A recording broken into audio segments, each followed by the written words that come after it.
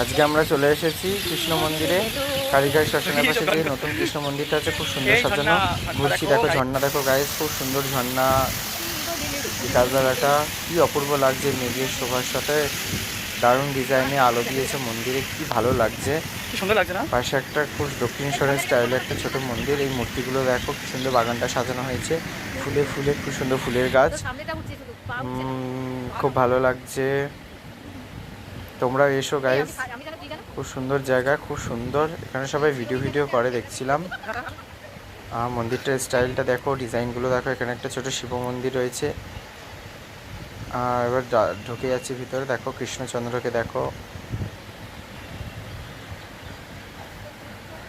ছোট্টর মধ্যে খুব সুন্দর মন্দির, সবই শ্বেত পাথরের।